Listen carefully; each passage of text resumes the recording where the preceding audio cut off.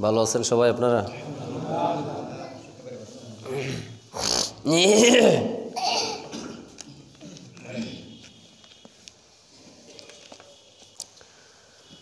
ইন্নাল হামদালিল্লাহি তাআলা নাহমাদুহু ওয়া নাস্তাঈনুহু ওয়া নাস্তাগফিরুহু ওয়া নু'মিনু বিহি ওয়া নাতাওয়াক্কালু আলাইহি ونعوذ بالله من شرور أنفسنا ومن سيئات أعمالنا من يهده الله فلا مضل له ومن يضلله فلا هادي له فنشهد أن لا إله إلا الله وحده لا شريك له وأشهد أن سيدنا وحبيبنا وسندنا ومولانا محمدا عبده ورسوله الذي أرسله بالحق بشيرا ونذيرا وداعيا إلى الله بإذنه وسراجا منيرا فقد قال الله تعالى في كلامه المجيد والفرقانه الحميد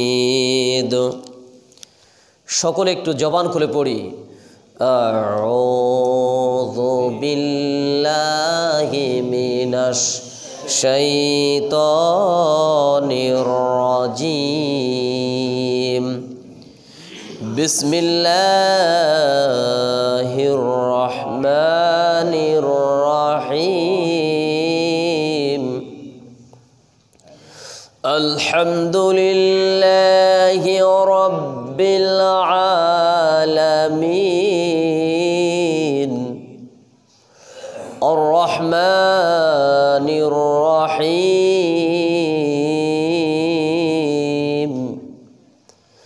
মালিকি ইয়াউমিদ্দিন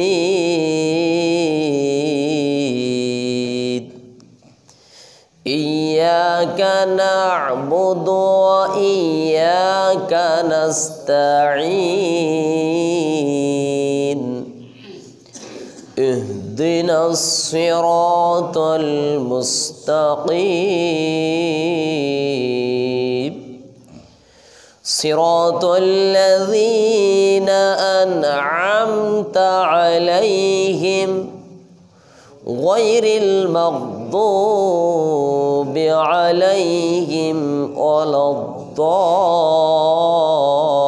ওয়ালাদ-দাল্লিন আমিন وقال النبي صلى الله عليه وسلم عن أبي هريرة رضي الله تعالى عنه قال قال رسول الله صلى الله عليه وسلم اجتنبوا سبع الموبقات قالوا يا رسول الله وما هن قال الشرك بالله السحر وقتل النفس التي حرم الله إلا بالحق وأكل الربا وأكل المال اليتيم وتولى يوم الزحف وقذف المحصنات المؤمنات الغافلات رواه البخاري والمسلم وقال تعالى إن الله وملائكته يصلون على النبي يا أيها الذين آمنوا صلوا عليه وسلموا تسليما সকলে আমার সাথে মহব্বতের সহিত দুরূদ ইব্রাহিম পড়ুন আল্লাহুম্মা সাল্লি আলা মুহাম্মাদিন ওয়া আলা আলি মুহাম্মাদ كما صليت على إبراهيم وعلى آل إبراهيم إنك حميد مجيد اللهم بارك على محمد وعلى آل محمد كما باركت على إبراهيم وعلى آل إبراهيم إنك حميد مجيد দুঃখ যদি দাও গো প্রভু দুঃখ যদি দাও গো প্রভু শক্তি দিও সহিবার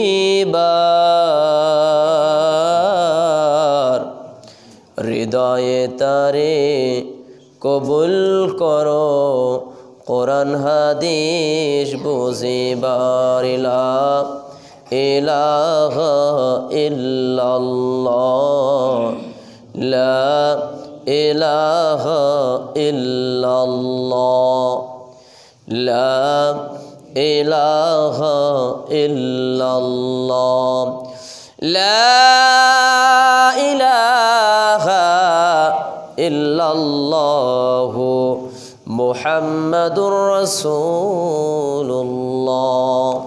সাল্লাল্লাহু আলাইহি সাল্লাম। মোহনপুর থানার অন্তর্গত কৃষ্ণপুর গ্রাম জামে মসজিদ কর্তৃক আয়োজিত আজকের এই ধারাবাহিক দারসুল কোরআন মাহফিলের সম্মানিত সভাপতি, উপস্থিত অত্র মসজিদের সম্মানিত পেশ ইমাম জনাব হজরত মাওলানা ইরশাদ হুসাইন, উপস্থিত আছেন আমার প্রাণপ্রিয় পিতৃ সমতুল্য শ্রদ্ধাভাজন মুরব্বিয়ানে কেরাম, প্রিয় যুবক ভাইরা, স্নেহের কচি ও কাচারা, পর্দার অন্তরালে অবস্থানরত সম্মানিতা মা ও বোনেরা, আমরা প্রশংসা সবটুকু সেই মহান মনিবের দরবারে পেশ করছি যে রব্বুল ইজ্জাতুল জালাল খাস করে সালাতুল মাগরিব শেষ করে পৃথিবীর সবচাইতে সম্মানিত একটি কিতাব কোরআনুল কারীম থেকে এই মুহূর্তে কিছু কথা আমাকে বলার জন্য এবং ধৈর্য সহকারে আপনাদেরকে শোনার জন্য যিনি এই সুবর্ণ সুযোগটুকু দান করেছেন, সে মহান রব্বে কারিমের শাহী দরবারে অন্তরের অন্তরস্থল থেকে হৃদয়ের সবটুকু আবেগ উজাড় করে শ্রদ্ধার সাথে ভক্তি ভরে তেলাওয়াত করছি। মুক্ত কণ্ঠে সকলে পড়ি আলহামদুলিল্লাহ। দরুদ ও সালাম বর্ষিত হোক সর্বকালের সর্বযুগের শ্রেষ্ঠ মহামানব, নিপীড়িত জনতার পরম বন্ধু, শাফাতের কাণ্ডারি, দুজাহানের বাদশাহ, সৈয়দুল মুরসালিন, খাতামুন নবীন, বিশ্বনবী মুহাম্মদুর রাসূলুল্লাহ বলি সাল্লাল্লাহু আলাইহি ওয়াসাল্লাম। তিনার প্রতি অগণিত দুরূদ ও শান্তির ধারা উদ্ভাসিত হোক। আল্লাহুম্মা সাল্লি আলাই, আল্লাহুম্মা বারিক আলাই, সকলে বলি আমিন। শাহাদাত কবুলিয়তের জন্য দোয়া করছি ওই সকল বীর মুজাহিদদের জন্য যারা পৃথিবীর শুরু থেকে অদ্যাবধিকাল পর্যন্ত মানুষের তৈরিকৃত মত এবং পথকে উৎখাত করে আল্লাহর আইনকে এই সমাজে কায়েমের জন্য যারা নিজেদের সর্বোচ্চ ত্যাগের নজরানা পেশ করেছেন, অর্থাৎ নিজের মূল্যবান জীবনকে আল্লাহ রাস্তায় বিলিয়ে দিয়েছেন, আল্লাহ যেন তাদেরকে শহীদের মর্যাদা দান করেন। আমরা সকলে বলি আমিন। আমরা আরও দোয়া করছি বিগত 5 আগস্ট বাংলাদেশের সবুজ ভূখণ্ডে তৌহিদি ছাত্র জনতা যারা জুলুম নিপীড়নের হাত থেকে জাতিকে রক্ষা করার জন্য অজস্র সময় রক্ত বেলিয়েছেন, আল্লাহ যেন তাদের ত্রুটি বিচ্যুতি মার্জনা করে তাদেরকে শহীদের মর্যাদা দান করেন। আমরা বলছি আমিন। সম্মানিত সুধী, আমরা আজকের এই আয়োজনে যারা উপস্থিত হতে পেরেছি আর যারা পারি নাই, তাদের মধ্যে অনেক পার্থক্য আছে। আল্লাহ পাক রব্বুল আলামিন এই কোরআনের মজলিসের ব্যাপারে তার নবীর মাধ্যমে অনেক গুরুত্বপূর্ণ বর্ণনা করেছেন। বিশ্বনবী সাল্লাল্লাহু আলাইহি সাল্লাম একদিন দুইটি মজলিস দেখলেন। দুইটি মজলিসের এক মজলিসে জিকির আজকার নিয়ে ব্যতিব্যস্ত ছিল, আরেক মজলিসে কোরআনের দার্স চলছিল, কোরআন নিয়ে গবেষণামূলক আলোচনা চলছিল। রাসূল সাল্লাল্লাহু আলাইহি সাল্লাম যেই মজলিসটাতে কোরআন নিয়ে আলোচনা চলছে ওই মজলিসে গিয়ে তিনি বসে বললেন সুবহানাল্লাহ।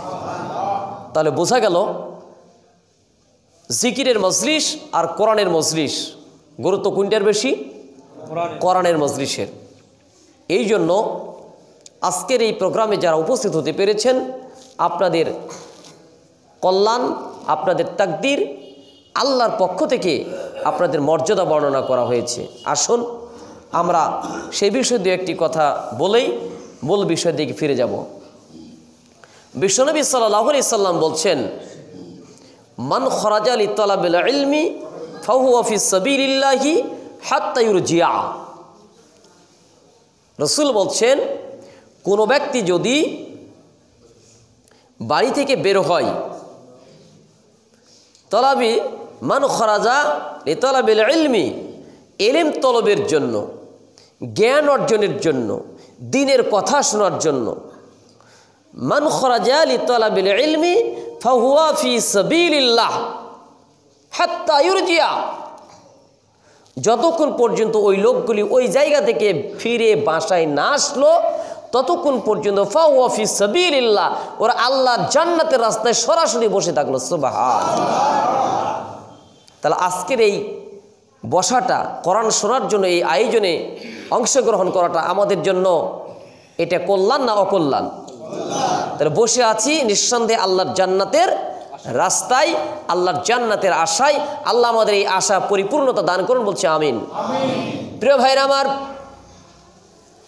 বিশ্বনবী সাল্লাল্লাহু আলাইহি সাল্লাম বলেন, মান সালাকা তরিকান ইয়ালতামিসু ফিহি ইলমান সাহালাল্লাহু লাহু তরিকান ইলাল জান্নাহ। শুধু তাই নয়, কোরআনের মজলিসে দ্বীনের জ্ঞান অর্জনের জন্য কোনো ব্যক্তি যদি বাড়ি থেকে রাস্তা হেঁটে হেঁটে যায়, পথ চলে, পায়ে হেঁটে যাচ্ছে, কোরআনের জ্ঞান অর্জন করবে কোরআন শোনার জন্য, বিশ্বনবী বলেছেন সাহালাল্লাহু লাহু তরিকান ইলাল জান্নাহ, ওই মানুষগুলির জন্য আল্লাহর জান্নাতে যাওয়ার রাস্তাটা একেবারে সহজ হয়ে যায়। সুবহানাল্লাহ। সম্মানিত ভাইরা, তাহলে আপনারা যারা এখানে এসে বসে কোরআন শুনতেছেন, কোরআনের কিছু জ্ঞান অর্জন করবেন, এখন আপনারা হলেন তালিবুল ইলম, আপনারা হলেন কোরআনের ছাত্র।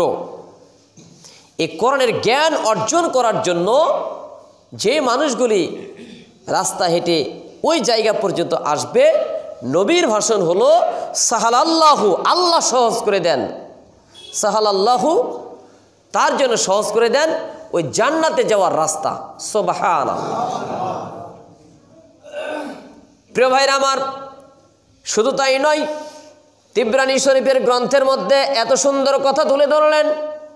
নবীজি বলেছেন, মান তাআলা আবদুন খাত্তুন ওয়ালা তাখাফফা ওয়ালা লাবিসা সাওবান তালাবাল ইলমি। রাসূল সাল্লাল্লাহু আলাইহি সাল্লাম বলেছেন, কোনো ব্যক্তি যদি কোরআনের জ্ঞান অর্জন করবে, জ্ঞান পিপাসু হয়ে এই মানুষগুলি যদি বাড়ি থেকে বের হয়, বের হওয়ার পূর্বে ওরা জুতা পরেছে, মোজা পরেছে, জামা মোজা ইত্যাদি পরে যখন প্রস্তুতি নেয়, আল্লাহ নবী সাল্লাল্লাহু আলাইহি সাল্লাম বলেছেন, ইয়াখতু আতাবাতা দারিহি, ওর ঘরের দরজাটা অতিক্রম করার সঙ্গে সঙ্গে ইল্লা গফরাল্লাহু লাহু যুনুবাহু হাইসু ইয়াখতু আতাবাতা দারিহি, নবীজি বলেছেন ওর ঘরের দরজা অতিক্রম করার সঙ্গে সঙ্গে তার জিন্দেগির গুনাহে সগীরাগুলো মাফ হয়ে যায়। সুবহানাল্লাহ।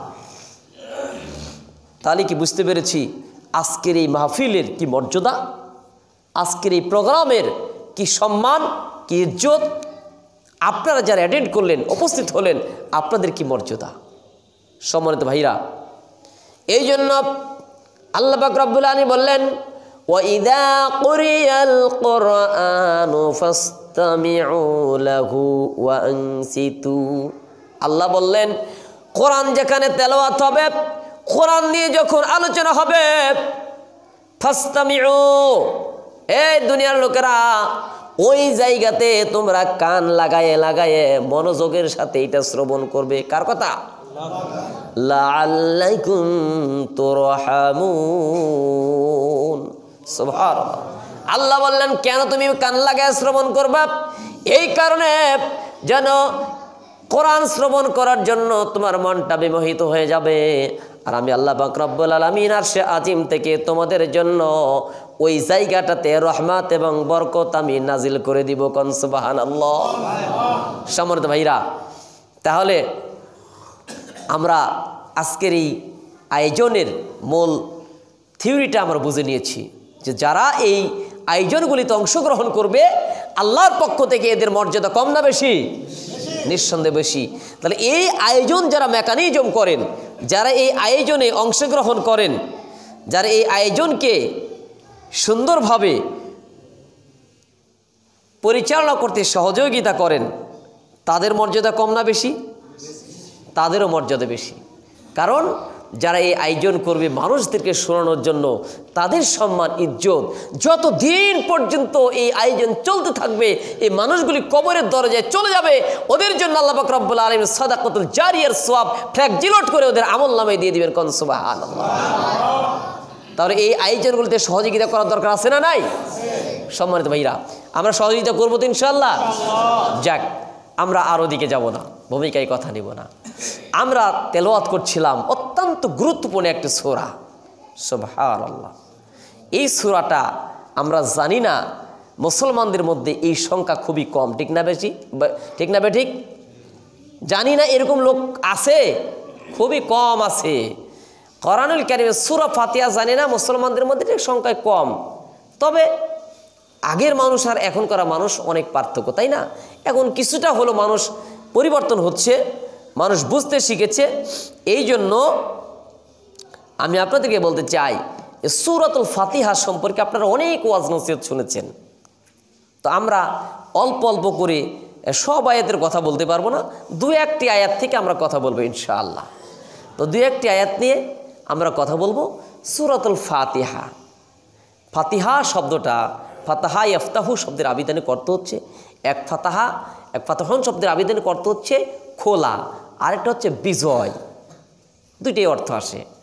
তো এই যে সূরাতুল ফাতিহা আল্লাহ পাক রব্বুল আলামিন কেন নামকরণ করলেন? কোরআনুল কারীমের এই সূরা দিয়ে কোরআনুল কারীম সর্বপ্রথম কি হয়? খোলা হয়। কি হয়? খোলা হয়, ওপেন করা হয়, এটা দিয়ে শুরু করা হয়। বিধায় এই সূরাটির নাম সূরাতুল ফাতিহা।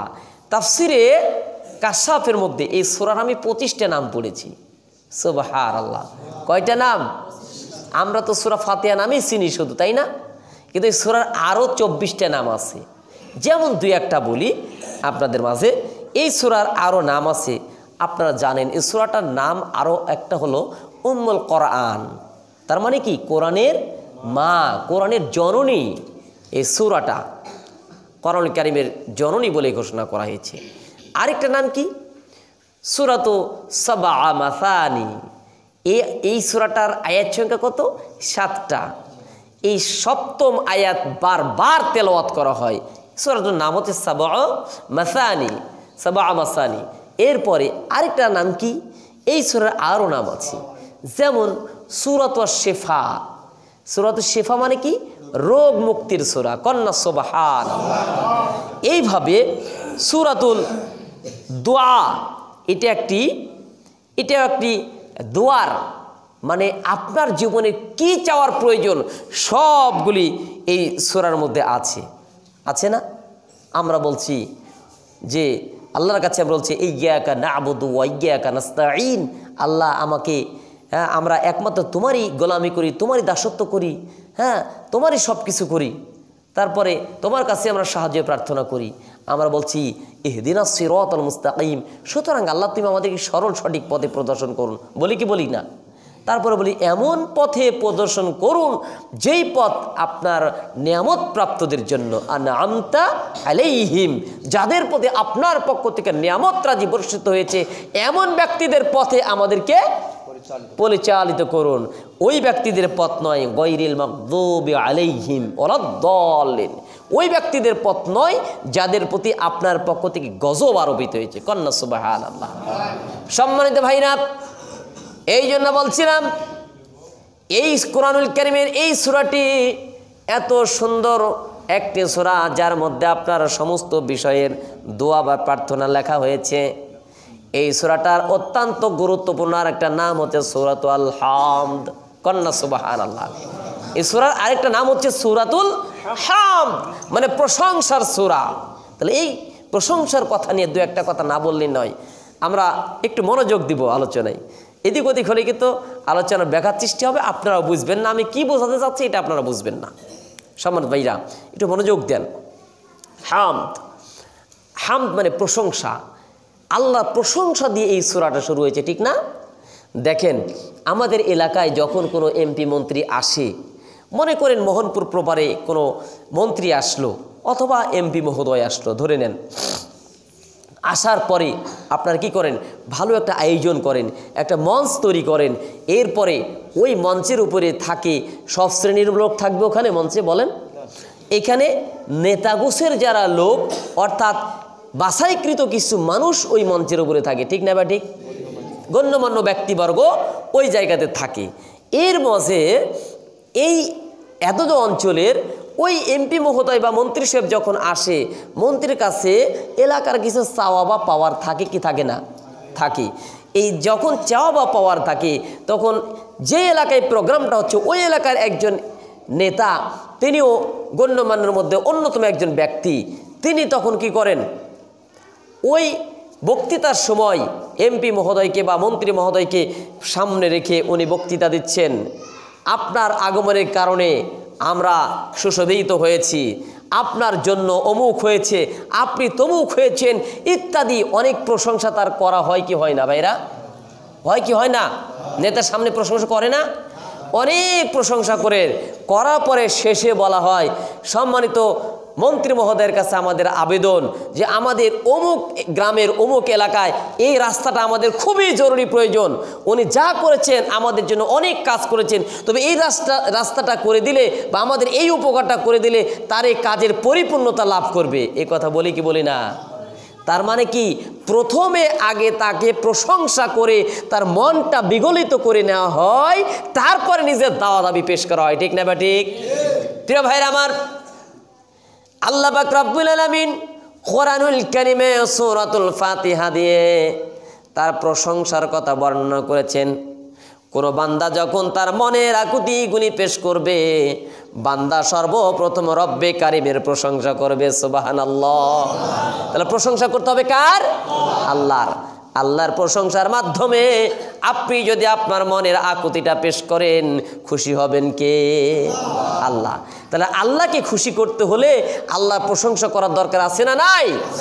আছে। সম্মানিত ভাইরা, বিশ্বনবী সাল্লাল্লাহু আলাইহি সাল্লামের উপরে মক্কা মুআজ্জামায় সূরাতুল ফাতিহা অনেক নাম আছে, যাই হোক বিস্তারিত এত বলতে গেলে আমাদের সময় ক্ষেপণ হবে, আমরা আস্তে আস্তে ভিতরের দিকে একটু বোঝার চেষ্টা করি। এইভাবে সূরাতুল ফাতিহার আমি 25টি নাম পড়েছি, এর মধ্যে 6-7টা হয়তো বললাম। তো আমরা এই নামগুলি দিয়ে আল্লাহ পাক রব্বুল আলামিন সূরাতুশ শিফা এর ব্যাপারে অনেক কথা এসেছে, শেফার কথা দিয়ে আল্লাহ পাক রব্বুল আলামিনের নবীর অনেকগুলি হাদিসের মধ্যে এই রেফারেন্সগুলো এসেছে। তার মধ্যে একটি হাদিস বলে নিই, কোন এক ইহুদির গোত্রের নেতাকে একদিন কোনো বিচ্ছু অথবা সাপে, বিচ্ছুর কথাই আমি দেখেছি তাফসীরের মধ্যে, দংশন করেছে। নেতাজি খুব একেবারে বিষে কাতর, একেবারে মরি প্রায় এরকম অবস্থায় তারা অনেক চেষ্টা করার পরেও লোকটাকে মানে সুস্থ করে তুলতে পারে নাই।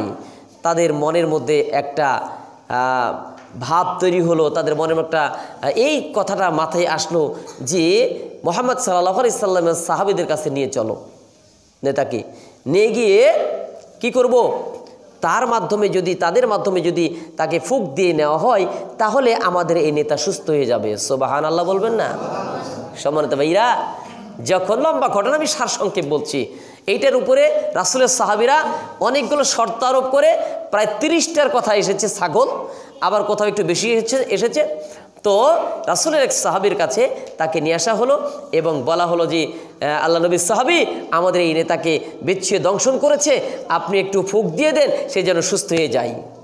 সম্মানিত ভাইরা, আল্লাহ পাক রব্বুল আলামিনের কুরআনুল কারীমের সূরাতুল ফাতিহার এতটা মর্যাদা, এতটা দাম, এতটা শান, এতটা মান, আল্লাহর নবীর সাহাবী বিশ্বনবীর সাহাবী সূরাতুল ফাতিহা পড়ে ইহুদীদের এই নেতাকে দংশনকৃত জায়গাতে ফুঁক দিয়ে দিলেন। আল্লাহ পাক রব্বুল আলামিন রহমত করে ওই লোকটি সুস্থ সুন্দর হয়ে গেল। শর্ত ছিল 1 নয় 2 নয়, অতীতে তাদের সাথে একটা ঘটনা ছিল। বিশ্বনবীর সাহাবীরা কোনো এক এলাকায়, ওই ব্যক্তিদের এলাকায় কোনো এক কাজে গিয়েছিলেন এবং তাঁবু খাটানোর জন্য তারা জায়গা চেয়েছিলেন, কিন্তু ওই সময় তাদেরকে জায়গা দেওয়া হয়েছিল না। নবীর সাহাবীদেরকে জায়গা না দেওয়ার জন্য বিশ্বনবীর সাহাবী বললেন, তোমার এই নেতাকে ফুঁক দিয়ে দিতে পারি, তবে শর্ত হলো আমাকে 30টি ছাগল দিতে হবে। কোথাও 30টির কথাই এসেছে, 30টি ছাগল দিতে হবে বিনিময়ে, এর বিনিময়ে ফুঁক দিয়ে দেওয়া হবে। লম্বা ঘটনা আমি সারসংক্ষেপ বলছি। বিশ্বনবী সাহাবীর এই কথা অনুযায়ী রাজি হয়ে গেলেন। এরপরে সূরাতুল ফাতিহা পড়ে পড়ে তার ওই দংশনকৃত জায়গাতে ফুঁক দেওয়া হলো। আল্লাহর রহমতে এই লোকটি সুস্থ হয়ে গেলেন, আর বিনিময়ে 30টি ছাগল নিয়ে এই আল্লাহর নবীর সাহাবীর কাছে তারা হাদিয়া প্রেরণ করে দিয়েছেন। কন্যা সুবহানাল্লাহ। সর্বশেষ কথা হলো যে এই লোকটি যখন 30টি ছাগল নিয়ে নবীর সাহাবীদের মধ্যে, এই আল্লাহ নবীর সাহাবী ইনি যখন পদার্পণ করেছেন, সাহাবীরা তো অবাক। তারা বললেন যে আপনি এই ছাগল আল্লাহর কোরআন বিক্রি করে ছাগল নিয়ে আসছেন, এটা তো হতে পারে না। বিশ্বনবী সাল্লাল্লাহু আলাইহি সাল্লামের কাছে সাহাবীকে তুলে নিয়ে যাওয়া হলো, রাসূলের কাছে পুরো ঘটনা বর্ণনা করা হলো। আল্লাহ নবী সাল্লাল্লাহু আলাইহি সাল্লাম বললেন, এর আগে কি তুমি এটা জানতে নাকি যে এইটা পড়ে ফুঁক দিলে ভালো হয়ে যাবে? তো তিনি বললেন, না আমি এটা জানতাম না, তবে আমার মন থেকে আমি সূরাতুল ফাতিহা পড়ে ফুঁক দিয়েছি, আল্লাহ তাআলা তাকে সুস্থ করে দিয়েছেন। সুবহানাল্লাহ। অতএব এখান থেকে পরিষ্কার হয়ে যায় রাসূল তাকে নিষেধাজ্ঞা করেন নাই। সূরাতুল ফাতিহা কোনো কাজে অসুস্থ ব্যক্তির কাছে এই ধরনের ফুঁক দিলে তাতে কোনো অসুবিধার কোনো কারণ নাই, বরং এটা দিয়ে ফুঁক দেওয়া জায়েজ। আলহামদুলিল্লাহ। বিশ্বনবী সাল্লাল্লাহু আলাইহি ওয়াসাল্লাম বললেন যে আল্লাহ রাসূলের সাহাবীরা তার কাছে বললেন যে এই যে 30টি ছাগল নিয়ে আল্লাহ রাসূল সে নিয়ে চলে এসছে ওখান থেকে ফুঁক দেওয়ার বিনিময়ে, তো এইটা তার জন্য আমরা হারাম মনে করছি যে আল্লাহর কোরআন বিক্রি করে নিয়ে এসছে। নাউযুবিল্লাহ। আল্লাহ রাসূল এসে দিলেন এবং বললেন যে না, এইটা এখান থেকে আমার জন্য একটা অংশ রেখো। সুবহানাল্লাহ বিহামদিহি। তাহলে অতএব এখান থেকে বোঝা গেল যে ফুঁক দিয়ে ওই যে হাদিয়া নেওয়া এটা জায়েজ, তাতে কোনো আপত্তির কোনো বিষয় নয়। ইচ্ছা করে যেটা দিয়েছে এটা শুকরিয়া আলহামদুলিল্লাহ, কিন্তু এটা তার যে শর্ত আরোপ করেছিল তার পূর্বে একটা ঘটনা ছিল যে তার এলাকায় রাসূলের সাহাবীদেরকে তাঁবু গাড়তে না দেওয়ার কারণে ওই রাসূলের সাহাবী এই শর্তটা তাকে দিয়েছিলেন। সম্মানিত সুধী, যাই হোক, এই জন্য সূরাতুশ শিফা অত্যন্ত গুরুত্বপূর্ণ একটি সূরা। আমরা যদি কোনো ব্যক্তির উপরে এই সূরাতুল শিফা অর্থাৎ সূরাতুল হামদ, সূরাতুল ফাতিহা এটিকে তেলাওয়াত করে ফুঁক দেয়, এতে কোনো আপত্তি নেই, এটা দেওয়া যাবে। তবে কুফরি কালাম বা কোনো মন্ত্র দিয়ে কাউরে ফুঁক দেওয়া হারাম। পরিষ্কার ধারণা।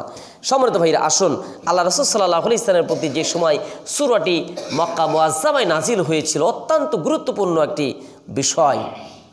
রাসূল সাল্লাল্লাহু আলাইহি ওয়াসাল্লামের প্রতি এই 7টি আয়াত দিয়ে একটি সূরা, একটি রুকু নিয়ে এই সূরাটি নাজিল করা হয়েছে। যে রাসূল সাল্লাল্লাহু আলাইহি সাল্লাম, আপনারা জেনে থাকবার কথা যে মরুভূমির প্রান্তর দিয়ে হেঁটে যাচ্ছিলেন, একটি জনশূন্য একটা এলাকা। হঠাৎ রাসূল সাল্লাল্লাহু আলাইহি সাল্লাম, লোক নাই জন নাই, রাসূল সাল্লাল্লাহু আলাইহি সাল্লাম একটা আওয়াজ শুনতে পেলেন, ইয়া মুহাম্মদ, এই আওয়াজটা শুনতে পেলেন। তিনি ডানে বামে সব দিকে তাকালেন, কোনো লোক দেখতে পাচ্ছেন না। কে আছে? এবার উপর দিকে তাকিয়ে দেখলেন, হঠাৎ উপরে তাকানো পরে দেখতে পেলেন একটা ঝুলন্ত চেয়ার আকাশের উপরে, একজন দীপ্তিমান পুরুষ তার দিকে তাকিয়ে ডাক দিয়েছে, সুবহানাল্লাহ। তিনি তো আটকে গেছেন। প্রিয় ভাইরা আমার, এই ঘটনাটি এইভাবে বর্ণনা করা হয়েছে, বিশ্বনবী সাল্লাল্লাহু আলাইহি সাল্লাম বাড়িতে ফিরে আসলেন, কাঁপুনি সৃষ্টি হয়ে গেছে। আল্লাহ পাক রব্বুল আলামিনের প্রিয় নবী মা খাদিজাতুল কুবরা রাদিয়াল্লাহু তাআলা আনহার কাছে এসে বললেন, জাম্বিলুনি জাম্বিলুনি, আমাকে কম্বল দ্বারা আচ্ছাদিত করো, আমাকে জ্বর পেয়েছে। কাঁপুনি সৃষ্টি হয়ে গেছে, ভীত সন্ত্রস্ত হয়ে গেছেন। সেখানে লম্বা ঘটনা, রাসূল সাল্লাল্লাহু আলাইহি সাল্লামকে সান্ত্বনা দিলেন মা খাদিজাতুল কুবরা, হে রাসূল, আপনি তো কোনো ইয়াতিমের হক মারেন নাই, আপনি তো আপনার আত্মীয়দের সাথে সম্পর্ক ভালো রাখেন, আপনি তো আপনার প্রতিবেশীর সাথে সম্পর্ক ভালো রাখেন, আপনাকে আপনার রব কখনো প্রতারিত করবেন না, আপনার রব কখনো আপনার সাথে কোনো ধরনের খারাপ ব্যবহার করবেন না, অতএব আপনি ভীত সন্ত্রস্ত হবেন না। রাসূলকে এইভাবে তার সহধর্মিণী মা খাদিজাতুল কুবরা রাদিয়াল্লাহু তাআলা আনহা এইভাবে সান্ত্বনা দিলেন। কন্যা সুবহানাল্লাহ। আমাদের স্ত্রীরা কি দেয়? বিপদে পড়লে আমাদের স্ত্রীরা দেয় না। এরকম জ্ঞানীগুণী স্ত্রী পাওয়া খুব জটিল বিষয়, এটি খুবই কম। এতটাই বটবৃক্ষের মতো বিশ্বনবীকে ছায়া দিতেন, এতটাই অভিভাবকের ভূমিকা পালন করতেন মা খাদিজাতুল কুবরা রাদিয়াল্লাহু তাআলা আনহা। এমনকি তার চাচাতো ভাই তদানীন্তন সময়ের তাওরাত কিতাবের পারদর্শী ওয়ারাকা বিন নাওফলের কাছে নিয়ে যাওয়া হলো, তার বিষয়গুলি জানানো হলো। তারপর সমস্ত বিষয়টি খুলে বলার পরে তিনি বললেন, আফসোস করলেন, ইনি শেষ জামানার পয়গম্বর, যদি ওই সময় আমি হয়তো আমার নসিবে জুটতো, তাহলে আমি তার এই নবুয়তের এই নিশানা দেখে হয়তো আমার তৃপ্তিটা মেটাতে পারতাম। সম্মানিত শুধু বিশ্বনবী সাল্লাল্লাহু আলাইহি ওয়াসাল্লাম, লম্বা ঘটনা আমি সারসংক্ষেপ বলে সামনে এগিয়ে যাচ্ছি, সময় সংক্ষেপ। আল্লাহ পাক রব্বুল আলামিনের রাসূলের প্রতি সূরাতুল ফাতিহা নাজির হয়ে গেছে। পরবর্তীতে তিনি গেলেন, আস্তে আস্তে তাকে নির্দেশনা দেওয়া হলো। এরপরে লম্বা সূরা, আমরা জানি রাসূলের প্রতি সর্বপ্রথম যে আয়াতে কারিমাগুলো নাজিল করা হয়েছিল সেটা ছিল সূরা ইকরা বিসমি রাব্বিকাল্লাযী খলাক, সূরা আলাকের প্রথম 5টি আয়াত। পরবর্তীতে সূরা ফাতিহা এইভাবে নাজিল হয়েছে। সম্মানিত শুধু আসুন সেই সূরা থেকে আমরা আজকে আলোচনা নিয়ে এসেছি। সম্মানিত ভাইরা, আল্লাহ পাক রব্বুল আলামিন আমাদের মাঝে যে সূরাটি দিয়েছেন, দেখুন যে কথাটি বললাম, নেতাকে রাজি খুশি করে, যেমন নেতার পকেট থেকে আস্তে করে একটা বাজেট নেওয়া যায়, নেতার পক্ষ থেকে একটা বাজেট নেওয়া যায়, আল্লাহর কাছে খুব বান্দা যদি কোনো কিছু পাইতে চায়, সর্বপ্রথম আল্লাহর প্রশংসা করার দরকার আছে না নাই? আল্লাহ পাক রব্বুল আলামিন বললেন, আলহামদুলিল্লাহি রাব্বিল আলামিন। আল্লাহ পাক রব্বুল আলামিন ডাক দিয়ে বলেছেন পৃথিবীর মানুষদেরকে, পৃথিবীর মানুষেরা প্রশংসা করো কার? একমাত্র আল্লাহর। আলহামদু, প্রশংসা, আলিফ এবং লাম দিয়ে এখানে নির্দিষ্ট করে দেওয়া হয়েছে। গুণকীর্তন হবে একমাত্র কার? আল্লাহর। আলহামদ, আলিফ এবং লাম, এই যে নির্দিষ্ট মারিফা এবং নাকেরা, নির্দিষ্ট এবং অনির্দিষ্ট, এই যখন আলিফ লাম দিয়ে নির্দিষ্ট করে দেওয়া হবে, এটি একমাত্র কেবলমাত্র কার জন্য? আল্লাহর জন্য। হামদ, প্রশংসা, লিল্লাহি, তার জন্য, রব্বিল আলামিন, যিনি বিশ্বজগতের প্রতিপালক। সুবহানাল্লাহ।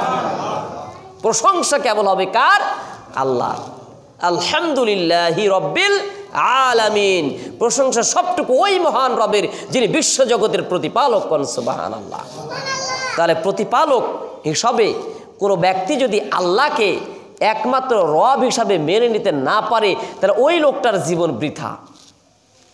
সম্মানিত সুধী, কোনো ব্যক্তি যদি আল্লাহকে রব হিসাবে মেনে নেয়, কোনো ব্যক্তি যদি আল্লাহর প্রশংসা করতে পারে, কোনো ব্যক্তি একমাত্র প্রতিটা কাজে, প্রতিটা কর্মে আল্লাহ পাক রব্বুল আলামিনকে যদি একমাত্র মাবুদ হিসাবে মেনে নিতে পারে, উপাস্য হিসাবে মেনে নিতে পারে, ওই ব্যক্তির দ্বারা দুনিয়ার জীবনে কোনো অন্যায় কাজ হতে পারে না, কোনো অন্যায় কাজ হতে পারে না।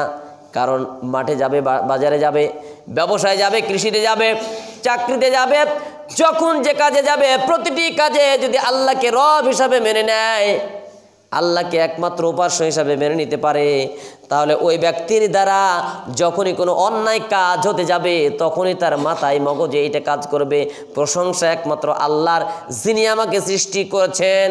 প্রশংসা ওই আল্লাহর, অনেক প্রশংসা, অসংখ্য জায়গাতে আল্লাহ বলেছেন। প্রিয় ভাইরা আমার, অন্যায় যখন করবে, মানুষের সাথে দুরাচারিতা করবে, ওর মগজের মধ্যে এই কথাটা আসবে, আমার রব বলেন আল্লাহ, দুনিয়ার মানুষের চোখে আমি ফাঁকি দিতে পারি, কিন্তু একমাত্র আল্লাহর চোখকে কখনো ফাঁকি দিতে পারি ফাঁকি দিতে পারি না। আল্লাহর চোখে ফাঁকি দিয়ে পৃথিবীর মানুষ কোনো কাজ করতে পারে না, দুনিয়ার মানুষের চোখে ফাঁকি দিতে পারে, লোক চক্ষুর অন্তরালে কোনো কাজ করতে পারে। প্রিয় ভাইরা, এই জন্য আল্লাহর যখন কেউ প্রশংসা করে, আমরা যখন সূরাতুল ফাতিহা তেলাওয়াত করছি, তখন বান্দার প্রতি আল্লাহ তাআলা খুশি হয়ে যান। হামিদানি আব্দি, এই কথাটা আল্লাহ তাআলা বলেন যে আল্লাহ পাক রব্বুল আলামিনের বান্দা যখন তার প্রশংসা করে, তখন আল্লাহ বলে হামিদানি আব্দি, আমার বান্দা আমার প্রশংসা করছে। কন্যা সুবহানাল্লাহ। ভাইজানেরা, আপনার এলাকায় কোনো বিচারে বা সালিশে, মনে করেন আপনার এলাকার নেতা চেয়ারম্যান সাহেব যদি আপনার পক্ষে সাপোর্ট দেয়, আর সুটকুলে মুটকুলে যারা আছে ওদের কোনো বেল থাকবে? চেয়ারম্যান আপনার সাথে, তাহলে আর কারো বেল ওখানে থাকবে না। আল্লাহ পাক রব্বুল আলামিনের যখন বান্দা প্রশংসা করে, সালাতে যখন দাঁড়িয়ে যায়, 5 ওয়াক্ত সালাতে যখন প্রশংসা করছে, আলহামদুলিল্লাহি রাব্বিল আলামিন আর রহমানির রহিম মালিকি ইয়াউমিদ্দিন, আল্লাহর কাছে যখন, বিশ্ব স্রষ্টার কাছে বান্দা যখন প্রশংসা করে, আল্লাহ পাক রব্বুল আলামিন তার পক্ষে সাক্ষী দিয়ে দিচ্ছেন, হামিদানি আব্দি, আমার বান্দা আমার প্রশংসা করে। কন্যা সুবহানাল্লাহ। আমার প্রশংসা করছে।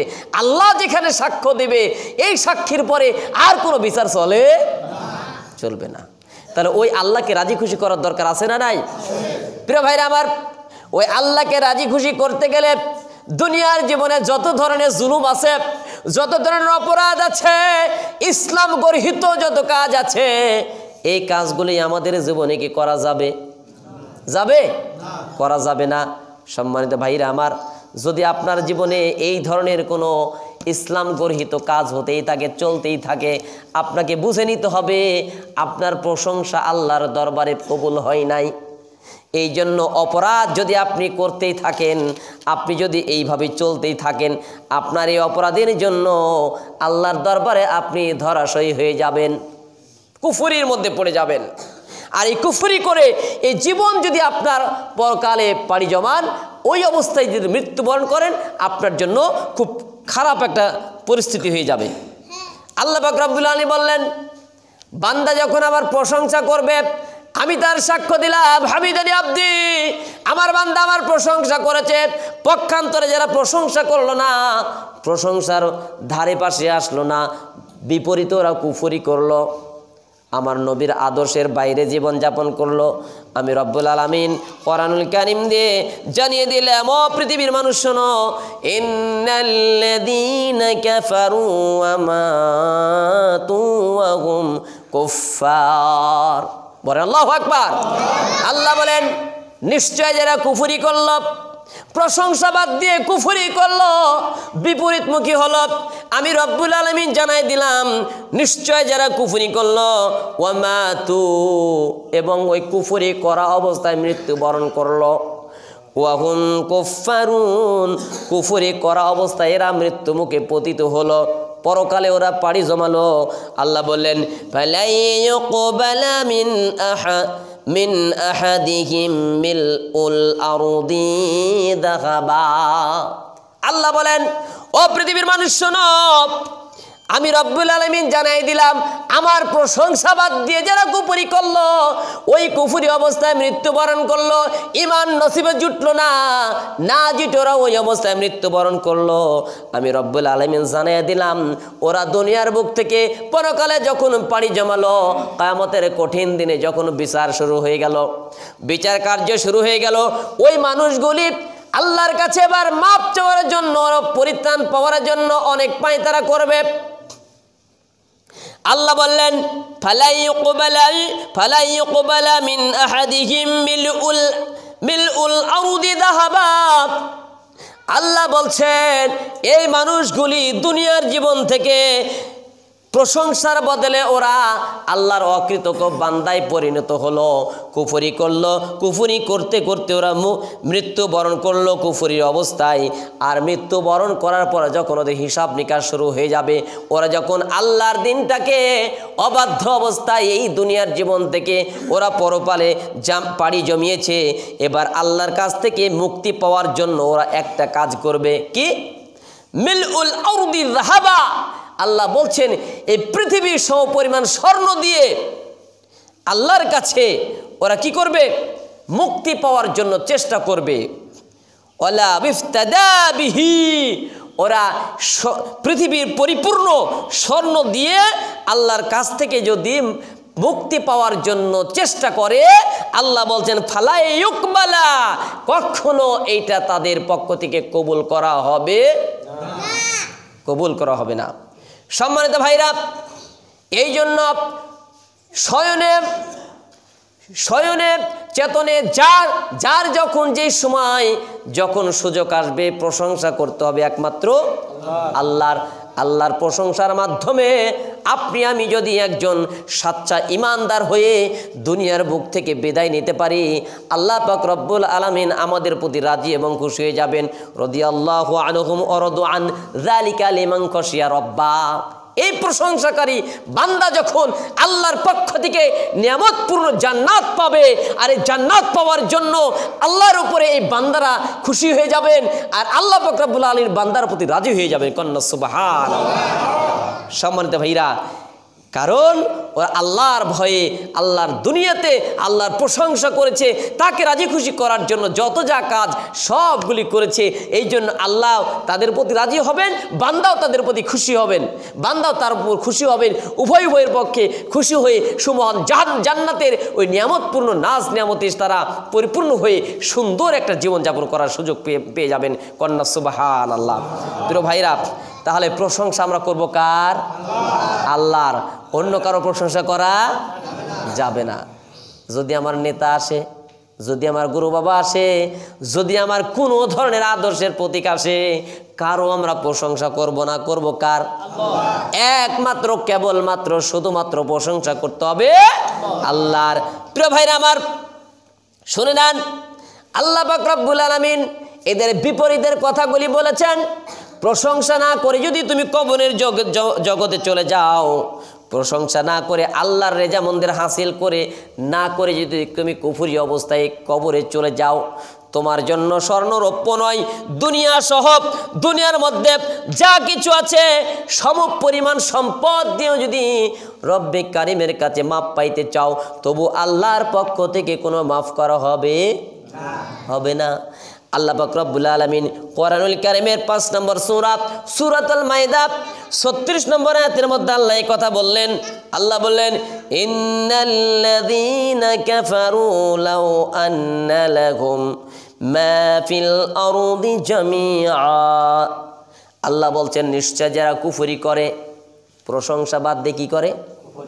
নিশ্চয় যারা আল্লাহর প্রশংসা করলো না, দুনিয়ার বুকে রবকে চিনল না, বিশ্ব প্রতিপালক আল্লাহকে একমাত্র ইলাহ হিসাবে যারা মেনে নিল না, চলনে ডলনে সব জায়গাতে আল্লাহর দেওয়া বিধানের বিপরীত জীবন যাপন করলো, এমন মানুষের সংখ্যা এই জমিনে কম না বেশি? কম না বেশি? খুবই বেশি, খুবই বেশি। আল্লাহ রাব্বুল আলামিন বলছেন, নিশ্চয় যারা কুফরি করল, যারা কাফির, এই কুফরি করার জন্য আল্লাহ বলছেন, লাউ আন্না লাহুম মা ফিল আরদি জামিয়া, যদি তাদের কাছে বিশ্বের সমস্ত সম্পদও থাকে এবং এর সাথে তৎসম ওয়া মিসলুহু মাআহু, একটু কান লাগান, ওয়া মিসলুহু মাআহু, তার সমান আরও থাকে, পৃথিবীর সমপরিমাণ সম্পদও থাকে, ওয়া মিসলুহু মাআহু, এর সাথে আরও তৎসম পরিমাণ থাকে, লিয়াফতাদু বিহি মিন আযাবি ইয়াউমিল কিয়ামাতি মা তুকব্বিলা মিনহুম ওয়া লাহুম আযাবুন আলীম। কোন আল্লাহু আকবার।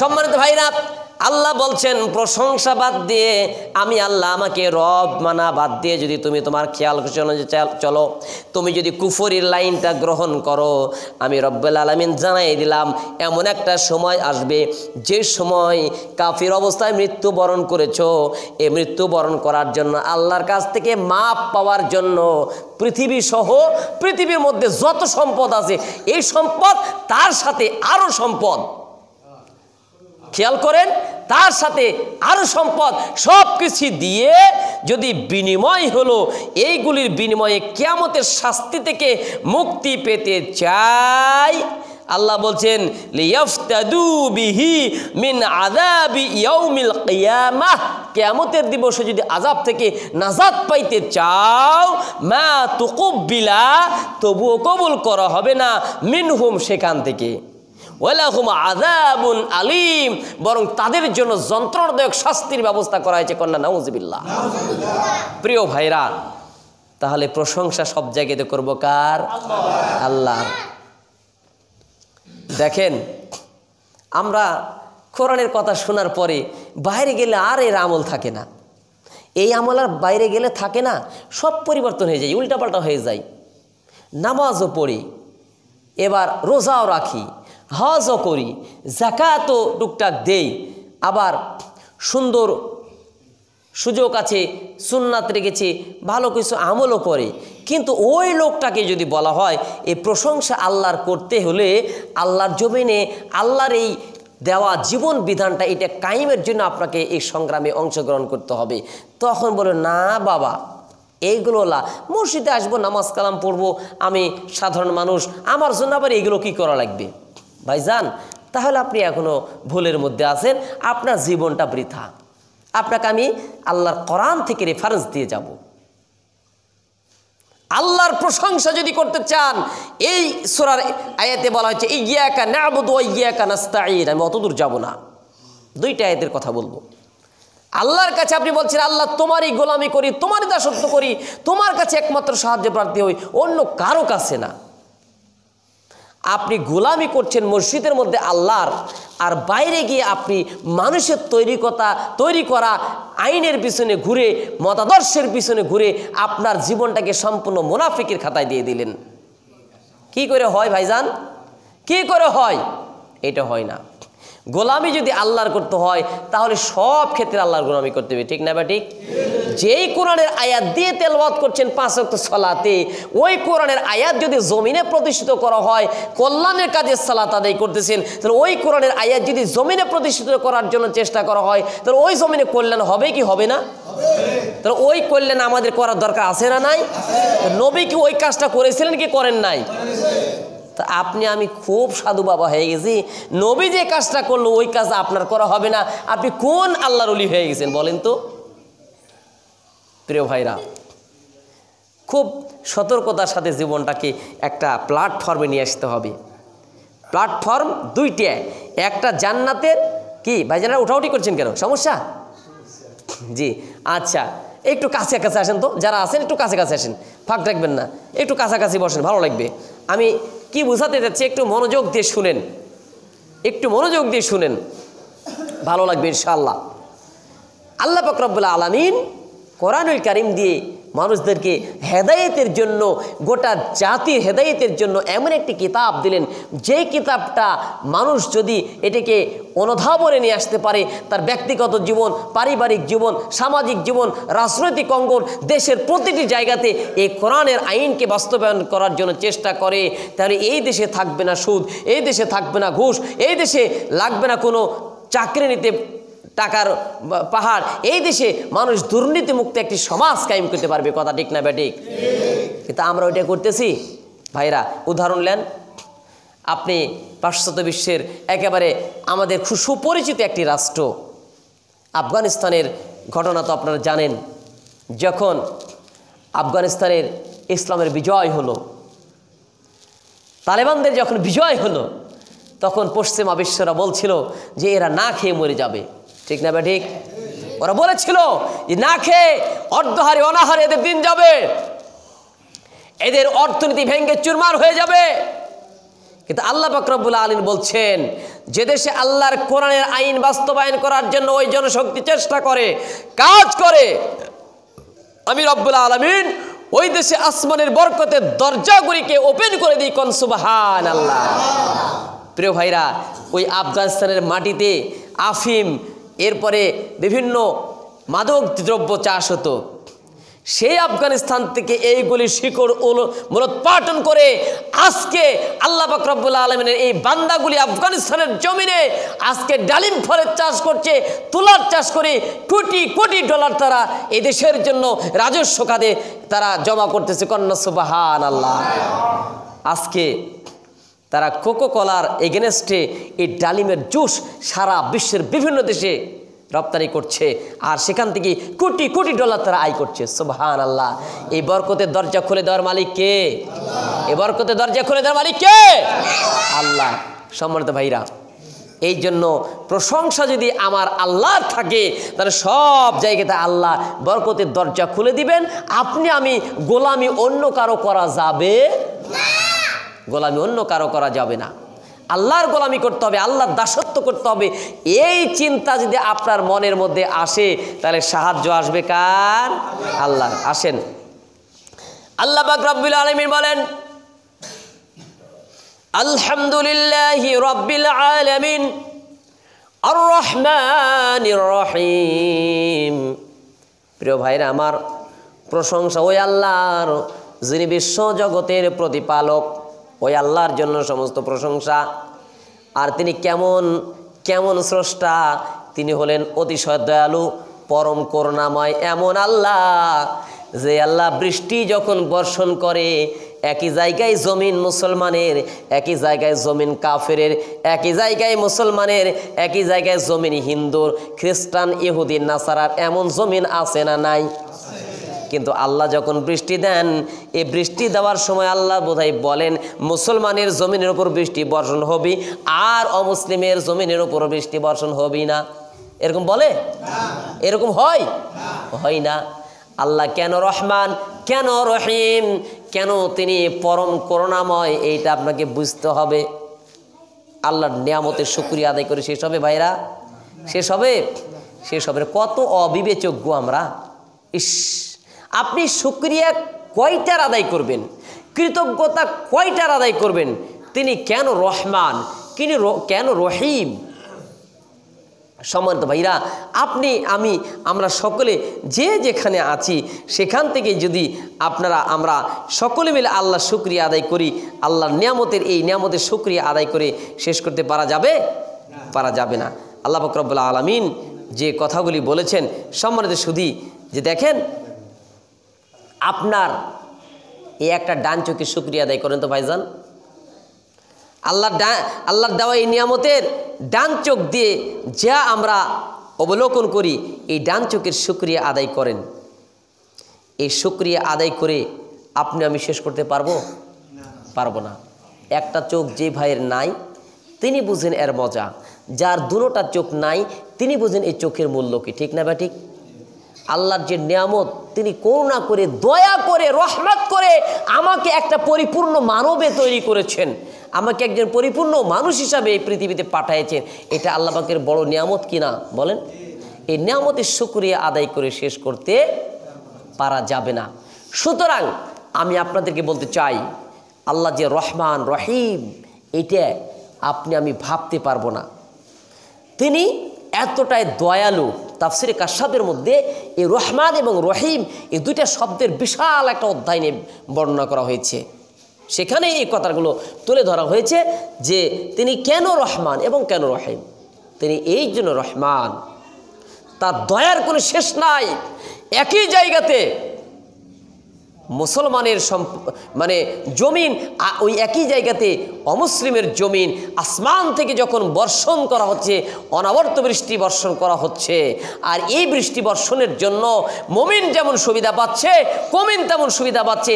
এখানে আল্লাহ কাউকে কোনো ধরনের বঞ্চিত করেন না। বিধায় তিনি আমাদের একমাত্র ইলাহ, একমাত্র রহমান, একমাত্র রহিম, এই মহান রব্বে কারিম। এই দয়া, এই রহমত আমরা এখান থেকে বঞ্চিত কেউ হই না।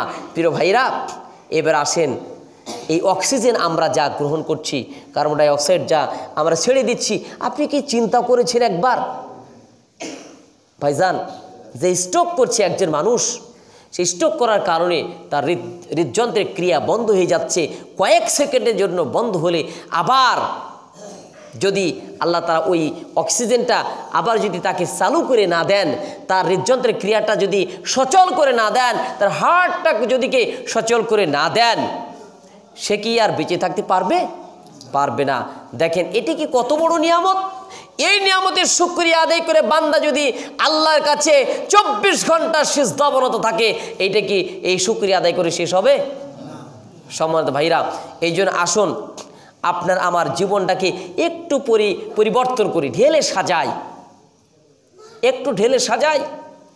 আমি আপনাদেরকে বলছিলাম যে আমরা যারা এখনও চিন্তা করি যে সালাত আদায় করব, সিয়াম পালন করব, হজ করলাম, টাকা আছে, যাকাত টুকটাক দিই, এটাই আমার জন্য যথেষ্ট। কিন্তু এমন চিন্তা যাদের মাথায় নাই যে আল্লাহর এই পৃথিবীতে আল্লাহর এই দেওয়া বিধানটা কায়েমের জন্য, এই বিধান দিয়ে সমাজ পরিচালনা করার জন্য আল্লাহর শুকরিয়া আদায় স্বরূপ আমাকে এইখানেও একটা কাজ করা দরকার, এটা যারা এখনও চিন্তা ফিকির করি না, আমি বললাম আপনার জীবন বৃথা।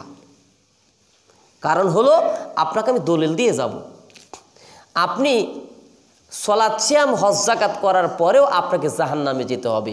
যারা এই কাজগুলো করে না তার কথা তো আমি বাদই দিলাম।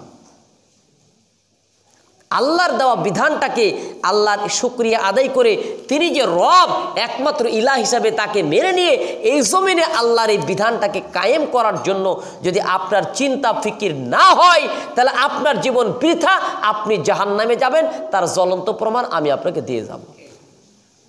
প্রিয় ভাইরা আমার, বিশ্বনবী সাল্লাল্লাহু আলাইহি সাল্লাম হাদিস শরীফের মধ্যে বলেছেন, এই দুনিয়ার জীবনে যারা এমন চিন্তা ফিকির করে না, যারা চিন্তা করে আমি নামাজ পড়ি, রোজা রাখি, হজ করে যে যাকাত দেই, আমার জন্য এইটাই যথেষ্ট। যদি তাই হতো বিশ্বনবীর আদর্শের মধ্যে 1 নয় 2 নয় 27টি গাজওয়ায় তিনি কখনো সশরীরে অংশগ্রহণ করতেন না। ঠিক না বা ঠিক? গাজওয়াত মানে যুদ্ধ। বিশ্বনবী 1 নয় 2 নয় 27টি যুদ্ধে সশরীরে অংশগ্রহণ করেছেন। একাধিক রাওয়ায়াত রয়েছে আমার ভাইরা। যদি নামাজের কর্মসূচি দিয়ে বিশ্বনবী সাল্লাল্লাহু আলাইহি সাল্লাম বসে থাকতেন, আবু জেহেলরা বিশ্বনবীকে কখনো কটূক্তি করতো? রাসূল যদি ওই একটা কর্মসূচি নিয়ে বসে থাকতেন, তাহলে কোশ্চিন কালো বিশ্বনবীর উপরে কোনো হামলা হতো? তো রাসূলের চাইতে কি আপনি বেশি মুসল্লি হয়ে গেছেন?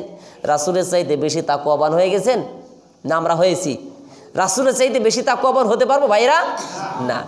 এই রাসূল যদি তার জীবদ্দশায় আল্লাহর জমিনে আল্লাহর এই দিন কায়েমের জন্য, কোরআনের অনুশাসন বাস্তবায়ন করার জন্য যদি আন্দোলন করেন, সংগ্রাম করেন, আপনি আল্লাহর কাছে প্রশংসা করছেন আর বাইরে গিয়ে মানুষের প্রশংসায় লিপ্ত হচ্ছেন, মানুষের তৈরিকৃত আদর্শ জমিনে প্রতিষ্ঠিত করার জন্য কাজ করছেন, তাহলে আপনার অবস্থান কোথায় আপনি এবার নিজে নির্ণয় করেন। আপনি কোথায় আছেন? মুসলমানে আছেন না নেফাকি মিনাফিকের মধ্যে আছেন? ভাইরা আমার কথা কি বুঝতে অসুবিধা হচ্ছে? প্রিয় ভাইরা একটু মনোযোগ দেন, মা বোনেরা যারা এসছেন একটু মনোযোগ দেন। তাহলে 5 ওয়াক্ত সালাত তো আদায় করবই, আল্লাহর প্রশংসা করছি সব সময়। আল্লাহর রহমত, তিনি রহমান রহিম, তিনার পক্ষ থেকে দয়া। একটা হাদিস শুনেন, আল্লাহ যদি কারো প্রতি রহম করেন, আল্লাহ তাকে কিভাবে রহম করেন, একটা হাদিস শুনেন। আল্লাহ রাসূল সাল্লাল্লাহু আলাইহি ওয়াসাল্লাম বলছেন যে, হাদিসটা বর্ণনা করছেন, একটা লোক একটা বাগানের ধার দিয়ে হেঁটে যাচ্ছে। হঠাৎ, একটু মনোযোগ দেন, হঠাৎ লোকটা আকাশের মধ্যে একটা শব্দ শুনতে পেল। একটা শব্দ আসছে আকাশের মধ্যে। আকাশ যখন বিজলি চমকায় তখন একটা চড়াত চড়াত একটা ভাব হয় না, বিকট আওয়াজ হয় না? এইরকম বিকট আওয়াজ হচ্ছে। আর ওই মেঘের মধ্যে একটা কথা ভেসে আসছে যে অমুকের জমিনটাকে পানি বর্ষণ করে দাও। সুবহানাল্লাহ। এটা কিন্তু আমি বাংলা তর্জমা বলছি, হাদিসের এবারত আমার মুখস্থ নাই। আল্লাহ রাসূল সাল্লাল্লাহু আলাইহি সাল্লাম হাদিস বর্ণনা করেছেন, এই লোকটি যখন দেখলেন, শুনতে পেলেন যে অমুকের বাগানটাকে বা জমিনটাকে পানি দিয়ে সিক্ত করে দাও, এই কথা শুনতে পাওয়ার পরে লোকটার নাম উল্লেখ করা হলো, যে আব্দুল্লাহ বা আব্দুল সাত্তার, আব্দুল করিম, আব্দুল জব্বার ইত্যাদি লোকটার নাম উল্লেখ করা হলো। তখন মেঘ চলে আসলো মাথার উপরে, আর পানি অঝরে বর্ষণ হতে শুরু করলো। সুবহানাল্লাহ বলবেন না? আল্লাহ পাক রব্বুল আলামিন আসমান থেকে যখন পানি বর্ষণ করে দিলেন, পার্শ্বে একটা ড্রেন ছিল, নালা ছিল, হাদিসের ভাষায় বলা হচ্ছে ক্যানেল ছিল, ড্রেন ছিল, ওই পানিগুলি ড্রেনের ভিতরে সব চলে যাওয়া শুরু করলো। পানি অর্ডার মানে কার? পানি অর্ডার মানে কার? আল্লাহ পাক রব্বুল আলামিনের অর্ডার ফলো করছেন পানি। শুধু তাই নয়, সমস্ত কীট পতঙ্গ, বৃক্ষলতা সবগুলি আল্লাহর জিকির করছে, আল্লাহর নির্দেশ মতো পরিচালনা হচ্ছে। কেবলমাত্র শুধুমাত্র আমরা মানুষ আল্লাহর অর্ডারকে ফলো করি না। ঠিক না বা ঠিক? প্রিয় ভাইরা আমার, মেঘের মধ্যে চড়াত চড়াত শব্দ হলো, আর বলা হলো অমুকের জমিনটাকে সিক্ত করে দাও, বৃষ্টি বর্ষণ করে সিক্ত করে দাও। এবার আস্তে আস্তে বর্ষণ হওয়া শুরু করলো, সমস্ত পানিগুলি ড্রেনের মধ্যে চলে গেল। ড্রেন বেয়ে বেয়ে এই পানিগুলির সামনের দিকে চলে যাচ্ছে। লোকটি এবার চিন্তা করলো, দেখি তো পানি কোথায় যায়। পানির পিছু পিছু চলে যাচ্ছে। ড্রেন ক্যানেল দিয়ে একটু ঢালু হলে পানি চলে যাবে তো স্বাভাবিকভাবে, তাই না? পানির ধর্ম হচ্ছে নিচের দিকে যাওয়া, তাই না? তো ঠিক ওইভাবে চলে যাচ্ছে, লোকটি পানির সাথে সাথে চলে যাচ্ছে। যে দেখলেন আল্লাহর বান্দা, এমন এক আল্লাহর বান্দা, এই ড্রেনের লাইনটা তার বাগানের মধ্যে দেওয়া আছে, বাগানের মধ্যে পানিগুলি অজস্রভাবে ঢুকে যাচ্ছে। কন্যা সুবহানাল্লাহ। সব পানিগুলি ঢুকে গেল। এই পানিগুলি ঢুকে যাওয়া দেখে লোকটি জিজ্ঞাসা করল, ওই বাগানওয়ালা ব্যক্তি দেখতেছেন কোদাল দিয়ে পানিগুলো বহায়া দেওয়ার জন্য তার বাগানের মধ্যে পরিশ্রম করছে, পরিচর্যা করছে। লোকটিকে ডাক দিল, আল্লাহর বান্দা এদিকে শুনুন, আপনার নাম কি? লোকটি বললেন, আমার নাম তো অমুক। এই লোকটি যে মেঘের শব্দ শুনতে পেল, সে বলতেছেন, ও আল্লাহর বান্দা, আমি তো মেঘের মধ্যে এই নামটাই তো শুনতে পেলাম। কন্যা সুবহানাল্লাহ। ও আল্লাহর বান্দা, কি এমন আমল করেন যে আমলের জন্য আল্লাহ পাক রব্বুল আলামিনের মেঘের মধ্যে, বৃষ্টির মেঘের মধ্যে আপনার নামের আওয়াজটা আমি শুনতে পাইলাম? বলা হলো অমুকের বাগানে পানি বর্ষণ করে তার বাগানটাকে সিক্ত করে দাও। আল্লাহর বান্দা বলুন বলুন, এমন কি আমল আপনার জীবনে রয়েছে? সুবহানাল্লাহ। লোকটি বলল, ভাই আমার জীবনে তেমন কোনো আমল নাই, তবে আমার যে বাগানটা দেখতেছেন, এই বাগান থেকে যতগুলি শস্য উৎপাদন হয়, ফলমূল যা উৎপাদন হয়, এই বাগানের ফলমূল থেকে যা আয় করি আমি বৎসরে, এই আয়টাকে আমি 3টা ভাগে বিভক্ত করি। 3টা ভাগে বিভক্ত করে 1 ভাগ আমি এই বাগান পরিচর্যার কাজে লাগাই, 1 ভাগ আমার সন্তান সন্ততি, পরিবার পরিজন যারা আছে তাদের রিজিকের জন্য এখান থেকে 1টা ভাগ আমি রেখে দিই, আর বাকি 1 ভাগ আল্লাহর বান্দাদের জন্য আল্লাহর রাস্তায় আমি সম্পূর্ণ ব্যয় করে দিই। কন্যা সুবহানাল্লাহ। সুবহানাল্লাহ। প্রিয় ভাইরা, রহমানের বান্দা কেউ যদি হয়ে যেতে পারে, ওয়া ইবাদুর রহমানিল্লাযীনা ইয়ামশুনা আলাল আরদ, আল্লাহ বলেছেন রহমানের বান্দা তো তারাই যারা জমিনের বুকে নম্র, ভদ্র, মার্জিতভাবে এইভাবে চলাফেরা করে। কন্যা সুবহানাল্লাহ। ওই রহমানের বান্দা যারা হয়ে যায়, আল্লাহর পক্ষ থেকে, আরশে আজিম থেকে ওই লোকটার নাম উচ্চারণ করা, এটাই স্বাভাবিক কথা। ঠিক না বেটি? সম্মানিত ভাইরা, এই জন্য আমি আপনাদেরকে উদাত্ত আহ্বান জানাতে চাই, আমাদের জীবন শেষ হয়ে যাবে, কিন্তু আমাদের এই আমলটাই একমাত্র সাথে যাবে, অন্য কোনো কিছুর সাথে যাবে না। কি এমন আল্লাহর নেককার বান্দা যার কথাটা আল্লাহ পাক রব্বুল আলামিন আরশে আজিম থেকে মেঘের মধ্যে উদ্ভাসিত করে দিয়েছেন। সুবহানাল্লাহ। তো এইরকম গুণ, এইরকম নেককার, এইরকম যোগ্যতা আমাদের অর্জন করার দরকার আছে না নাই ভাইজানেরা? আছে। তাহলে কি খালি এই সালাত সিয়াম আদায় করেই হবে? তা আল্লাহর জমিনে আল্লাহর দিন কায়েমের জন্য এই ধরনের আন্দোলনে সংগ্রামে অংশগ্রহণ করে আল্লাহর রাস্তায় টাকা ব্যয় করার দরকার আছে না নাই? আছে। কিন্তু আল্লাহর জমিনে আল্লাহর দিন কায়েমের জন্য আমার পকেট থেকে 10 টাকা বাড়ায় না মাস গেলে, এমনও লোক সমাজে আছে না নাই? তোরা বলে যে ও এইগুলো করে আবার কি হবে, কিন্তু ওইগুলো কি করে হবে? আপনি সূরা সফের 9 নম্বর আয়াত তেলাওয়াত করে দেখেন। আল্লাহ বললেন, হে ইমানদার লোকেরা, একটু কান লাগান। আল্লাহ বলছেন, হে ইমানদার লোকেরা, আমি কি তোমাদেরকে এমন একটা বিজনেসের কথা বলে দেবো না, ব্যবসার কথা বলে দেবো না? ইয়া আইয়ুহাল্লাযীনা আমানু হাল আদুল্লুকুম আলা তিজারাতিন তুনজিকুম মিন আযাবিন আলিম। সুবহানাল্লাহ। আল্লাহ বললেন, এমন একটা ব্যবসায়ের কথা বলে দেব না যে ব্যবসা তোমাদেরকে কঠিন জাহান্নামের আগুন থেকে মুক্তি দান করবে। সুবহানাল্লাহ। ব্যবসা করলে জাহান্নাম থেকে মুক্তি পাওয়া যায়, এটা কি তাজ্জব বিষয় নয়? এই ভাইজানেরা কি বলেন? তাজ্জব বিষয়। আমি বোঝাচ্ছিলাম রহমান এবং রহিম, এই কথাগুলি বলতে কি আমি এতদূর চলে গেছি। একটু মনোযোগ দেন। আলোচনা শেষ প্রান্তে আমি আপনাদেরকে বলতে চাই, আল্লাহ বললেন জাহান্নামের আগুন থেকে মুক্তি পাওয়া যাবে এমন একটা ব্যবসায় অংশগ্রহণের মাধ্যমে আমার জীবনকে যদি পরিপূর্ণতা লাভ করাতে পারি, তবে আমি একজন সচ্চা ইমানদার হতে পারি। ঠিক না ঠিক? প্রিয় ভাইরা, আসুন ওই জায়গা থেকে আমি আপনাকে বলছি, রহমানের বান্দা হতে হবে, একমাত্র কেবলমাত্র গোলামি করতে হবে আল্লাহর, প্রশংসা করতে হবে আল্লাহর। একমাত্র আল্লাহওয়ালা ব্যক্তি বান্দাতে যদি আপনি পরিণত হতে পারেন, নবীওয়ালা কাজ যদি আপনি করতে পারেন। আমরা শুধু নবীওয়ালা কাজটাকে কি মনে করি জানেন? ওই যে টুলপাটালপি নিয়ে আমরা হয়তো 40 দিনে চিল্লা দেবো, এটাই শুধু নবীওয়ালা কাজ মনে করেন। আমি কাউকে খাটো নজরে দেখতেছি না, যারা এই কাজটা করেন আমি তাদেরকে খাটো নজরে দেখতেছি না। এটা যারা চিন্তা করেন এখনো ভুলের মধ্যে আছেন। আমি বলছি না যে ওটা আপনি করেন না, আমি বিরোধিতা করছি না।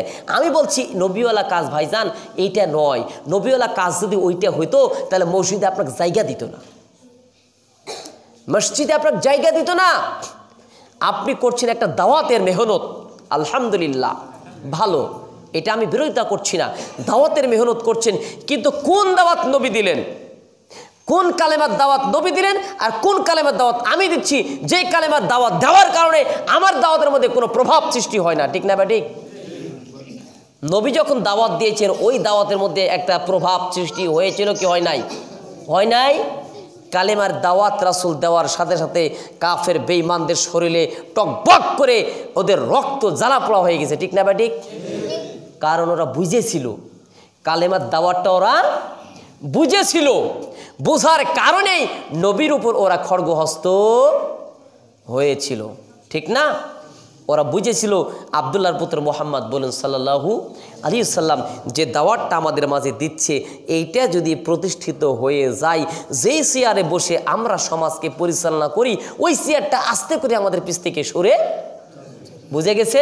প্রিয় ভাইরা, এই জন্য আসুন আমি আপনাদেরকে বলতে চাই, আমরা প্রতিটা ক্ষেত্রে একমাত্র আল্লাহর প্রশংসা করব আর আল্লাহর গুণকীর্তন করব। এটা নামাজে শুধু নয়, নামাজে তো করবই, তারপরে ব্যবসা, সেখানেও আল্লাহর প্রশংসা। আল্লাহকে রব, আমি চাকরিতে যাব আল্লাহকে রব হিসেবে মানব, কারণ আল্লাহকে রব মানলে আমি কখনো বেইনসাফি করতে পারি না। আল্লাহকে মানলে আমি ব্যবসায় মানুষকে ফাঁকি দিতে পারি না। তো এই সমাজে ফাঁকি দেওয়ার সংখ্যা কম না বেশি? মানুষের সাথে প্রতারণার সংখ্যা কম না বেশি? হঠাৎ করে ফোন দিয়ে বলছে, ভাই আপনার নামে 1.5 লক্ষ টাকা উঠেছে, দ্রুত আপনি 30,000 বা 50,000 টাকা আমার এই অ্যাকাউন্টে লাগা দেন, তাহলে আপনার এই টাকা খুলতে খুব সহজ হবে। ভাইজান এরকম প্রতারক চক্র সমাজে আছে না নাই? এই কয়েকদিন আগে মৌগাছি বাজারে দেখছি মার ছেলে চলে আসছে সুন্দর একটা পাঙ্কু গাড়ি নিয়ে। আসে আমরা একটা দোকানে, বিকাশের দোকানে বসে আছি, অন্য একটা কাজ করছি, আসে খুব তাড়াহুড়া, এই ভাই তাড়াতাড়ি এই করেন তো এই করেন, কি এদের টাকা কিছু লাগাই দেন, কি করতে হবে? তো দিতে হবে, মানে আর বলে না। তার মানে ওই যে চক্র বলেছে, মানে ঠকে নাই তো কখনো, বুঝতে পারেনি। মনে করেন যে হঠাৎই ফোন দিয়ে বলেছে, মনে করছে বাপরে 1.5 লাখ টাকা, 20,000 টাকা দিয়ে 1.5 লাখ টাকা পাবো, এটা কিন্তু ব্যাপার হলো নাকি? কিন্তু তোমার যে মাথায় এই প্রশ্নটা ঘুরাইতে পারলে না, ঠিক আছে ভাই 1.5 লাখ টাকার এই 20,000 না আপনি 50,000 নিয়ে আমার নামে 1 লাখ পাঠিয়ে দেন, এইটা তার মগজের ধরে নাই। বুঝতে পারলেন ভাই যারা? এরকম ফাঁদে আমাদের সমাজে মানুষ পড়ে কি পড়ে না? পড়ে। তো আল্লাহর ভয় যদি ওই লোকগুলোর মনে থাকতো, তাহলে মানুষের পকেটে টাকা এই প্রতারণা করে নিতে পারতো পারতো না। আল্লাহর প্রশংসা করে কেউ যদি আল্লাহওয়ালা বান্দা হতে পারে, নবীওয়ালা কাজের মধ্যে অন্তর্ভুক্ত থাকে, নবীর আদর্শকার জীবনের মধ্যে থাকে, তাহলে তার দ্বারা এই ধরনের কখনো কাজ হবে না। আসুন, পরিশেষে আমি আপনাদেরকে উদাত্ত আহ্বান জানাতে চাই, সম্মানিত ভাইরা, মা ও বোনেরা যারা এসেছেন, সকলের উদ্দেশ্যে বলতে চাই, আপনাদের আমাদের জীবদ্দশায় যে কয়দিন আমাদের হায়াত আল্লাহ তাআলা রেখেছেন, এই কয়দিন অন্তপক্ষে আপনি মুসলিম হওয়ার কারণে জীবনে বিনা অজিরে 5 ওয়াক্ত সালাত এক ওয়াক্ত ছাড়ব না, বলি ইনশাআল্লাহ। জোরে বলি ইনশাআল্লাহ। প্রিয় ভাইরা, 5 ওয়াক্ত সালাতের পাশাপাশি আল্লাহ রাসূল যে আদর্শে সমাজটাকে গড়ে গিয়েছিলেন, ওই আদর্শ আমার জীবনে বাস্তবায়ন করব, বলি ইনশাআল্লাহ। এই কাজে মানুষের তৈরি করা কোনো আইনের পিছনে আমি ঘুরব না, কোনো বাবার আদর্শ আমি পালন করব না, কোনো পীর বাবার, কোনো গুরু বাবার কারো আদর্শ আমি আমার জীবনের সাথে মেনে নিব না। যেই পীরের আদর্শে রসুলের আদর্শ নাই, যেই নেতার আদর্শে বিশ্বনবীর চরিত্র নাই, ওই নেতাকে আমরা কখনো নেতা হিসেবে মানতে পারি না। যদি মানেন তাহলে রহমান এবং রহিমের যে ব্যাখ্যা এসেছে তার মধ্যে আপনি পড়বেন না। যারা একমাত্র রহমানের বান্দা হবে, তাদের আদর্শ তাদের দেখলে একটা সুন্দর পরিষ্কার চেহারা তাদের সামনে ভেসে উঠবে। সুবহানাল্লাহ। ওই তো বললাম যে ইবাদুর রহমানিল্লাযীনা ইয়ামশুনা আলাল আরদি হাওনা, আল্লাহ বলেছেন যারা রহমানের একমাত্র বান্দা হবে, জমিনে তারা কি হবে, মার্জিত ভদ্র নম্রভাবে চলাফেরা করবে। তার মানে এই নয় যে ভদ্র মার্জিতভাবে চলাফেরা করতে গেছে বলে ওকে ধরে 2 কিল মেরেছে, ওই চুপ করে বসে থেকে শুনেছে, ওই বসে আছে, এটাই কিন্তু রহমানের বান্দা নয়। কেউ যদি অন্যায় করে কোনো অন্যায় কাজ করতে আসে, তাহলে সেটাকে প্রতিরোধ করার জন্য আপনাকে ঠেকাইতে হবে, এটাও কিন্তু আবার বিধান, আপনাকে বুঝতে হবে। প্রিয় ভাইরা, এই জন্য আসুন, মা বোনেরা যারা এসেছেন, আমরা আপনাদের জন্য খাস করে দোয়া করি। এই এলাকার যে মা বোনগুলো কোরআনের জন্য আসে, আল্লাহ তোমার দরবারে আজকে আমরা এখানে ফরিয়াদ জানাই, এই মা বোনদের মগজকে আল্লাহ তুমি কোরআনের আল্লাহ নূর দিয়ে মানুয়ার বানাই দাও, আমরা বলছি আমিন। আল্লাহ আজকে এই আয়োজনে যে ভাইরা এসেছেন, বাবাজিরা এসেছেন, আল্লাহ যে যুবকরা এসেছেন, প্রত্যেকের দিনের জন্য কবুল করে নাও। জি জি, সম্মানিত ভাইরা, বাবাজিরা, আমরা একটু আগেই যে বিষয়টি বলছিলাম যে আমরা যারা এখানে নিয়মিতভাবে আসি, আমরা বললাম যে এই দার্সগুলো, এই আয়োজনগুলো, এই কথাগুলো দিই, সেটা হচ্ছে আপনারা প্রত্যেকে তো আমরা ফোন ব্যবহার করি, তাই না? ফোনে আমরা একটু মার্জিত অ্যালার্ম দিব, এই যে রিংটোনটা মার্জিত দিবেন, একটু চেষ্টা করবেন একটা মার্জিত রিংটোন। আমরা নামাজ পড়ি, আমরা সমাজের আমরা ওয়ালাকিবাতুল মুত্তাকিন ওয়াসসালাতু ওয়াসসালামু আলা রাসূলিহিল কারীম রব্বানা যালামনা আনফুসানা ওয়া ইল্লাম তাগফির লানা ওয়া তারহামনা লানাকুনান্না মিনাল খাসিরিন। আয় আল্লাহ তাআলা, মাগরিব থেকে পর্যন্ত যত কথাগুলি বলেছি, আল্লাহ তোমার কোরআনুল কারীম থেকে, বিশ্বনবীর হাদিস থেকে যে কথাগুলি বলেছে, আল্লাহ কথাগুলিকে আমাদের প্রত্যেকে আমল করার তৌফিক এনায়েত করে দাও। আয় আল্লাহ, একমাত্র তোমাকে রব হিসাবে মানার মতো যে ধরনের যোগ্যতা, ঈমানি জজবা প্রয়োজন, আল্লাহ তুমি আমাদেরকে দিয়ে দাও। আয় আল্লাহ তাআলা, এই দাস কিয়ামত পর্যন্ত চলুক এমন মানসিকতা এই এলাকাবাসীকে তুমি দিয়ে দাও। আয় রব্বি কারীম, এই কোরআনুল কারীমের মাহফিল পরিচালনা করার জন্য যারা টাকা দেয়, পয়সা দেয়, বুদ্ধি দেয়, পরামর্শ দেয়, শ্রম দেয়, যাবতীয় মেকানিজম করতে যারা সহযোগিতা করে, আল্লাহ প্রত্যেকের সহযোগিতাকে তুমি কবুল আর মঞ্জুর করে নাও। আল্লাহ কঠিন কিয়ামতের মাঠে রব্বুল আলামিন এই সহযোগিতাগুলিকে নাজাতের উসিলা হিসেবে তুমি কবুল করে নাও। আয় আল্লাহ তাআলা, আমাদের মধ্যে যারা অসুস্থ রয়েছেন, রব্বুল আলামিন তুমি তো পৃথিবীর সবচেয়ে বড় ডাক্তার, আল্লাহ মেহেরবানি করে তুমি শেফায়ে কামেলা দাও।